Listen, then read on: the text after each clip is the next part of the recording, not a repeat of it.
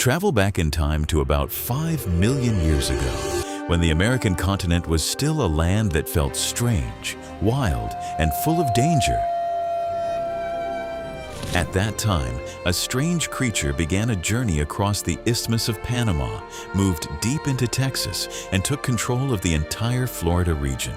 They brought with them a hunting style that North American ecosystems had never faced before. As heavy as a grizzly bear, armed with a hooked beak like an eagle, running on powerful legs, sharp like blades rushing forward. Even today, no modern predator truly matches how dangerous they were. They ruled the land for more than 60 million years, then vanished from history almost completely. This creature was a giant carnivorous bird that could not fly, the terror bird.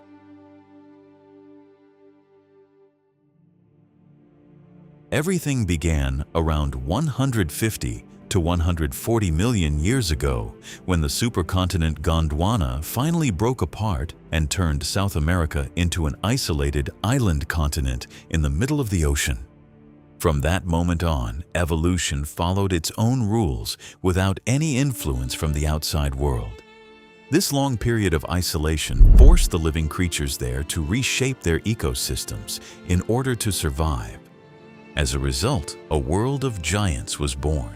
In this isolated environment, plant-eating dinosaurs evolved to sizes the Earth had never seen before. A clear example is the group called titanosaurs, including Argentinosaurus, whose adult body weight could reach up to 70 tons.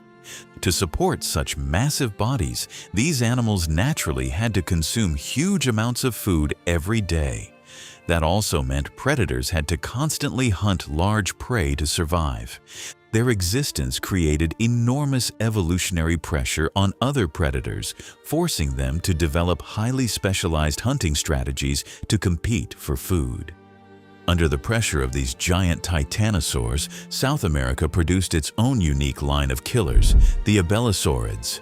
The most famous example is Carnotaurus, a dinosaur with a short, tall skull and front arms so reduced that they were almost useless. If the northern continents had tyrant dinosaurs as heavy as trucks, relying on raw power, then Carnotaurus in the south can be compared to a race car. It was lighter, more agile, and extremely fast at turning on complex terrain. Paleontologists believe this difference created a strangely balanced ecological system between the two regions for tens of millions of years. But suddenly, everything changed when something from outside Earth's atmosphere arrived. About 66 million years ago, the Chicxulub asteroid struck the Yucatan Peninsula, releasing enormous energy and triggering a long period of environmental collapse. The breakdown of photosynthesis destroyed the energy base of the food chain. As a result, giant dinosaurs that depended on huge amounts of food could no longer survive. However, not all dinosaur lineages disappeared. Among the ecological ruins, some smaller theropod dinosaurs with feathers and flexible metabolism managed to survive. Some of them developed the ability to fly or glide, allowing them to expand their living space in a rapidly changing world. To find the true krakens, creatures that once held absolute dominance in the oceans, it is necessary to turn the geological clock back nearly 500 million years to a time when fish had not yet become the rulers of the sea. Natural selection began to favor birds that could run fast, grow larger bodies, and control the ground more effectively. When flight no longer provided a clear advantage, the ability to fly was slowly reduced. Over the next 60 million years, an unusual evolutionary path appeared. Flying birds evolved back into land-based predators, leading to the rise of the Forest-Ricidae family, also known as the terror birds. They took over the top positions in the food chain once held by their dinosaur ancestors. Some species were scavengers, but most were active carnivores. From this point on, the terror birds entered their golden age. At this point, it is easy to think that terror birds were simply oversized running birds, like an ostrich, but much more aggressive. or a glitched version of a bird of prey, but the reality is far more complex. The Resurrects family was a diverse group with at least 25 different species. They were spread out across South America to take advantage of almost every part of the ecosystem. Some lightweight species were only about 3 feet tall.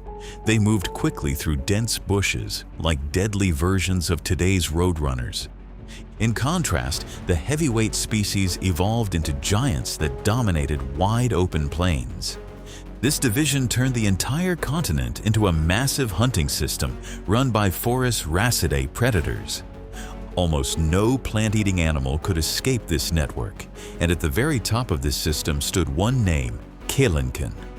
Around 15 million years ago, during the Miocene period, Catastrophic was the largest of them all. It had the largest skull ever recorded in the bird world. The skull reached a length of about 28 inches, or roughly 71 centimeters. To put it into perspective, if you're familiar with the shoebill, a bird famous for its enormous beak is only about 10 inches long. Meanwhile, in Catastrophic, the head alone was nearly 3 times that length, transforming the entire skull into a colossal structure, far exceeding that of any modern bird still in existence. And that was not all. Its skull was a solid, fused bone structure built to withstand massive impact forces. Scientists have compared its head to a giant sledgehammer. When it struck its prey, the force from the entire head could break through even the toughest natural defenses. At first glance, it seems impossible that a professional hunter weighing up to 550 pounds could run fast enough to catch prey. Yet despite having a mass similar to an adult North American grizzly bear, Catastrophic was surprisingly agile. This was possible thanks to a flexible skeletal system that very few animals possess. While bears spread their weight across 4 legs for balance and strength, terror birds focused all their power into 2 strong legs. This 2-legged structure placed the body's center of gravity directly over the hips. It allowed fast approaches, sharp turns, and a clean final strike. The true brilliance of their evolution was how well they balanced speed and power. Unlike mammal predators that rely on endurance and long, suffocating bites, these birds followed a simple rule: end the hunt with a single decisive blow. To truly understand how they captured prey so quickly and accurately, we need to look at how perfectly each part of their body worked together. Right in front of you is footage showing a direct attack by a terror bird on its prey from a height of about 2 meters. Extremely fast speed, perfect landing accuracy. In a split second, the razor-sharp tip of the beak pierces through the protective skull, shutting down all nerve signals before the prey can even feel pain. This attack is unlike any hunting method used by mammal predators of the same time. While saber-toothed cats used long fangs to slash the throat, and northern wolves relied on endurance to exhaust their victims, terror birds functioned like heavy mechanical impact machines. The key to this power lies in their unusual skull structure, revealed through CT scans and finite element analysis (FEA) models. Normally, modern birds have flexible skulls with moving joints, allowing them to handle many types of food. However, in terror birds, all skull bones were fused into a single solid and rigid structure. This design was not meant for gentle pecking or chewing. It was built to withstand massive reaction forces created when the beak struck hard surfaces at high speed. This mechanism is described by scientists as powerful, vertical strikes, often likened to a hatchet strike. Simulation studies show that although terror birds had relatively weak sideways bite force, far lower than that of modern hyenas, their vertical load resistance was extraordinary. Instead of biting and holding, they used highly developed neck muscles to deliver straight downward strikes. The hooked beak, curved like an iron hook, acted as a point where all force was concentrated. The kinetic energy of the strike, combined with the heavy weight of the head, created pressure strong enough to pierce thick skin and shatter the prey's skeleton. A simple but deadly hunting philosophy: one strike, one kill. But it did not stop there. If the beak was the killing weapon, then the legs were the control and holding system. The structure of their lower limbs showed striking similarities to Velociraptor, with long, razor-sharp claws. These claws were even larger and more dangerous than those of the cassowary, often called the most dangerous bird alive today, known for kicks that can cause deep, severe wounds. Terror birds used their legs to pin smaller prey to the ground, or they delivered powerful kicks to stun larger targets before using the final beak strike. The combination of leg control and beak execution created a closed and extremely efficient hunting process. For medium-sized prey, they often clamped down with the beak and shook violently from side to side at high speed. This motion helped break the neck vertebrae in the shortest possible time. In some cases, they lifted the target off the ground and slammed it hard onto solid earth. They used gravity and impact force to crush the internal organs of their victim. Beyond hunting on their own, terror birds also showed a lifestyle of opportunistic theft known as kleptoparasitism. With their overwhelming size, they often appeared to threaten other predators and steal their kills. They became a nightmare for any animal trying to enjoy a meal on the open grasslands. This extreme optimization of killing techniques shows a biological design refined to near perfection for ground-based hunting. However, this destructive power would mean nothing if prey could simply outrun them across endless plains. To complete the image of a true apex killer, nature gave terror birds one more ability. It turned them into true sprinting athletes. At a speed of about 43 miles per hour, terror birds closed in on their prey like a car driving down a suburban road in the United States, rushing straight toward you. But they were not made of metal. They were a moving mass of muscle and feathers. Researchers have found that the leg bone ratios of terror birds were almost identical to those of modern ostriches. The thigh bones were short and strong. The shin bones and foot bones were extremely long. This structure made terror birds look as if they were walking on spring-loaded stilts. Each stride covered a huge distance while using very little energy. From an engineering point of view, this design reduced weight at the ends of the legs. That allowed them to swing their legs faster and for longer periods without tiring. It almost feels like they were gliding across the grasslands. Ostriches also run fast, but their speed evolved as a defense mechanism to escape predators. A common explanation suggests mass stranding due to environmental changes or death caused by local oxygen depletion events. The real challenge of moving that fast with such a massive body was keeping a 70-centimeter long head from shaking violently during a sprint. To achieve this, the balance system inside their inner ears had to be extremely advanced. It kept their vision locked onto the target. Without it, aiming a precise strike would be like trying to fire a cannon while riding a roller coaster. As you know, a perfect peck requires absolute stability, even at top speed. And terror birds mastered this skill. When the body shook during a sprint, the brain reacted instantly. It adjusted the head position to keep the line of sight stable. At the same time, they had flexible neck vertebrae that allowed rapid head turns. This made it easier to track and strike moving prey. But have you ever wondered if long legs that are perfect for running straight might become a problem during sharp turns? Analysis of their ankle joints suggests that terror birds struggled with sudden direction changes at high speed. Because of this, they followed a very simple hunting strategy: lock onto the target, accelerate, and collide.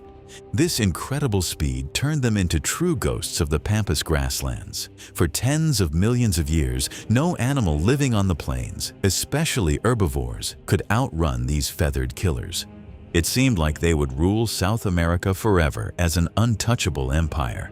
But nature always has more surprising plans. A major geological change would soon ignite a great confrontation. The claws and fangs of northern mammals were about to face the lightning-fast feathered war axes of the south. And even more unsettling, it is possible that the ancestors of humans themselves may have ended up on their prey list. For tens of millions of years, terror birds ruled South America without any real challenge, until about 3 to 5 million years ago. At that time, tectonic plates began to shift and formed the Isthmus of Panama. This land bridge connected South America and North America for the first time after more than 100 million years of isolation. This event triggered what scientists call the Great American Biotic Interchange. Large numbers of animals began migrating between the two continents. Most mammals moved south from North America, while only a small number of South American species managed to travel north and successfully adapt. Among them, the most remarkable was Titanus walleri. It was the only terror bird species known to establish a stable presence in North America. Its fossils have been found in Texas and Florida. Titanus is believed to have stood about 8.2 feet tall and weighed up to 150 kilograms. Evidence shows that it appeared in Texas around 5 million years ago. This was even earlier than the time when the Isthmus of Panama fully closed. Scientists suggest that Titanus may have traveled north by island hopping using land areas that rose above sea level. In North America, terror birds faced new competitors. These included saber-toothed cats like Smilodon, ancient wolves, and giant bears. These predators followed very different strategies. They hunted in packs, used flexible tactics, and had powerful bites capable of crushing bones. In contrast, terror birds continued to rely on speed and their precise hatchet-style strikes. It was only after fossils were discovered in tar pits that scientists realized Titanus truly lived alongside mammals for millions of years. They were not weak competitors in the struggle for survival. When scientists compare timelines, another major question appears. Did humans ever encounter terror birds? According to the main fossil record, large terror bird species went extinct around 1.8 million years ago. Modern humans, on the other hand, are believed to have arrived in South America about 14,000 years ago.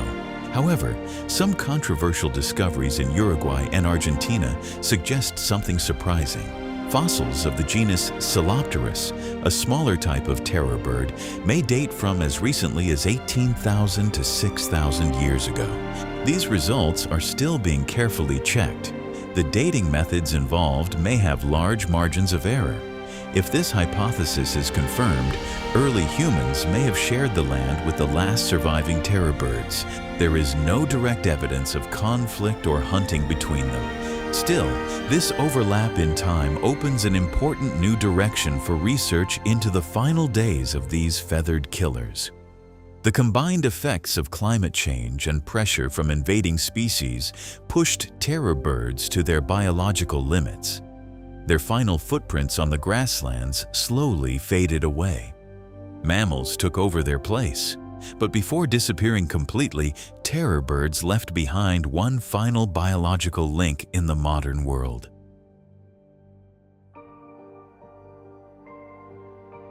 Up to the present day, the clearest living representatives of the terror bird's descendants are the Seriemas, including Cariama cristata and Chunga burmeisteri. They currently live in the grasslands and savannas of South America. Although they are no longer giants, Seriemas still retain the core biological traits that once defined terror birds. Seriemas usually stand about 2 to 3 feet tall, far smaller than their ancestors from the Forus raceti family. Even though they still have limited flight ability, they mainly move and hunt on the ground using long, strong legs. Most importantly, their hunting behavior clearly preserves an ancient mechanism. When catching prey such as snakes, lizards, or small rodents, they grip the victim firmly and repeatedly slam it against hard ground until it stops moving. These conclusions are not based only on behavior observation, they are also supported by fossil evidence. In Patagonia, Argentina, geological formations such as the Santa Cruz Formation, which dates back to the early Miocene period around 18 to 16 million years ago, have provided many well-preserved terror bird skeletons. Most notably, the discovery of a nearly complete skull of Kelencan guillermois in 1999 near the Camayo area marked a major breakthrough in studying this group. Morphological analysis shows that Kelencan's skull had an extremely high level of bone fusion. Its load-bearing surfaces were reinforced in a vertical direction, allowing scientists to model how force was distributed during heavy impacts. The results show that this structure was suited for fast vertical strikes rather than long, sideways biting like that seen in mammalian predators.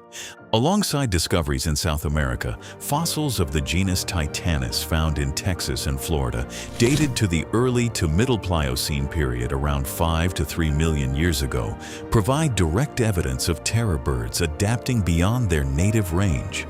Long and slender lower leg bones allowed researchers to estimate stride length, acceleration, and movement limits in open terrain. These data show that a hunting strategy based on speed and rapid approach was maintained even as terror birds expanded into North America and faced completely different ecosystems. The importance of these findings goes far beyond describing a single animal. They help biologists better understand how ecological niches were refilled after global mass extinction events. At the same time, they show how nature can reuse highly effective biological designs over millions of years. They also highlight the deep evolutionary connection between theropod dinosaurs and modern birds. The age of terror birds was not just a strange chapter in natural history. It was also clear proof of the lasting strength of a lineage once thought to have ended with the dinosaurs. For me, Dr. Octopus, evolution is not always a straight line. Sometimes it is a loop filled with unexpected turns. The final lesson is simple and powerful. Nature always holds the power to rewrite the rules, and the only thing living beings, including humans, can do is learn to adapt to the unexpected scenarios that evolution never stops creating.